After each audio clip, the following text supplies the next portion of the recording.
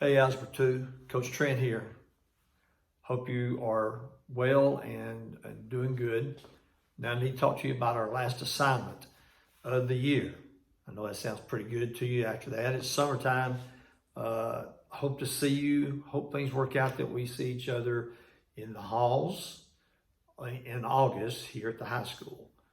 Until then, I guess have a good summer. But let me talk to you that we got to do this last assignment first, okay? And by the way, everybody's exempt from their final exams. How about that? I know that makes you feel well and makes you feel good also. So let's get back to Algebra 2. So here we are. We're going to talk about powers of monomials, and we're doing Unit 6, Homework 2. And I want to talk to you about the power rule. The power rule, remember when you have a power outside of parentheses, but you also have powers inside or exponents.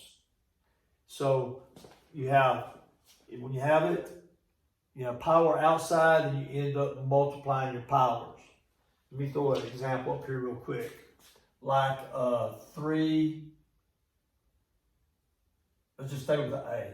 Like A to the second power and the third power is outside. So that would be A6 because you're going to multiply the powers. 2 times 3 is 6. All right, so we're going to multiply powers. So let's do number 1. Number 1 on your first page of notes, x squared to the 5th power. So that's going to be what? X to the 10. Because you multiply your powers.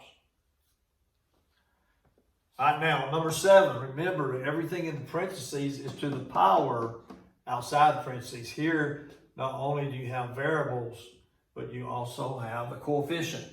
That coefficient is also to the second power. So, that's -2 to the second power. So, -2 times -2 is 4. And then A, remember you multiply your powers.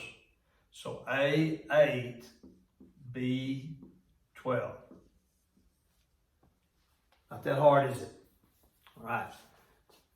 So now we're going to do one more. Notice that it gets a little bit more complicated.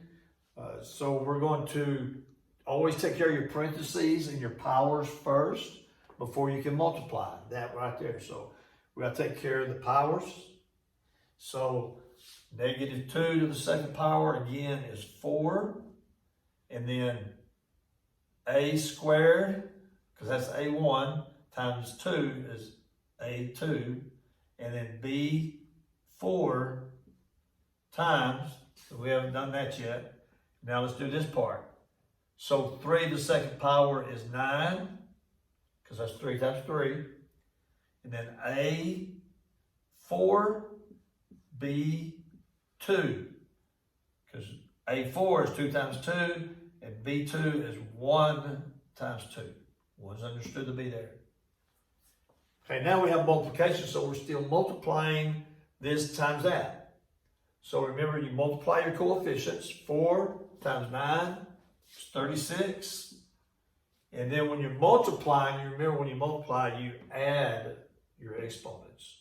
Up here, we multiplied our exponents because we had powers outside parentheses. But now, we're multiplying this times that. So you add your exponents. You remember that rule, I hope. All right, so A squared times A4 is going to be A6 because you add your exponents. And then B4 times B2 is B6. So 36, A6, B6. All right, so that's pretty well cut and dry. Now look at your second page, and you're also dealing with shapes. And we're going to be dealing with geometric figures. And so on number 2, I want you to look at number 2. It says find the perimeter and the area. So you're doing two things, perimeter and area. So when you do the perimeter, remember when you do a perimeter of something, you add up all the sides. So like if you're going to do a perimeter of a fence around the yard, you would add up all four sides, and that would be your perimeter. All right? On number 2, we have a triangle. So, and actually it's a right triangle. So, but we still, to find the perimeter, you add up all your sides.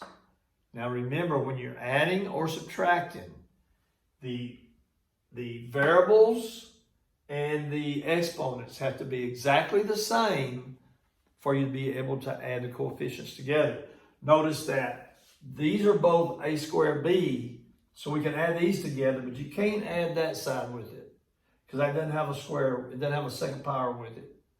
So we can only add these two together and then put that in there. Okay, so our answer is going to actually have 2 terms in it. Okay, so 4a squared plus 10a squared b, 4a squared b plus 10a squared b is going to be 14 a squared b. Remember, you keep those the same when you're adding and subtracting. And then the other side, you're adding, because you add all your sides together, plus 3ab. So that's actually the perimeter of this triangle. So watch yourself. Make sure you only can combine your like terms. All right, now I'm dealing with the area of a right triangle. You're going to use the formula, and that is 1/2 base times height. So the base is down here, the base is there, and the height is the height part here. All right, so we're going to multiply the base times the height times 1/2. So I'm going to write in here 1/2 times the base, which is 3ab, times the height, which is 4a squared b. All right, so let's do this part first. I think it's the easiest. So we're going to have 1/2 times 3 times 4 is 12. A times a squared is a3. Remember, add your exponents when you're multiplying. And then that's going to be b2. B times b is b2. What is 1/2 of 12? 6. 6, a3, b2. So that is the area of that right triangle. Now, if you'll notice right here, I wrote for you the formulas, even though you might not need them. I hope you don't, but I wrote the formulas for all the shapes that you're going to see on that assignment. So anytime you have a rectangle, to find the area. Now remember, perimeter is the same for every shape. You add up all your sides for the perimeter because it's the outside part of the shape. But for area, it's different. So for area for a rectangle, it's length times width. Area of a right triangle is 1/2 base times height. And then area of a trapezoid is 1/2 times the base 1 plus base 2. So base 1 plus base 2, and all that's also times the height. And the height, they usually show by a dotted line, and it'll be going straight down, okay?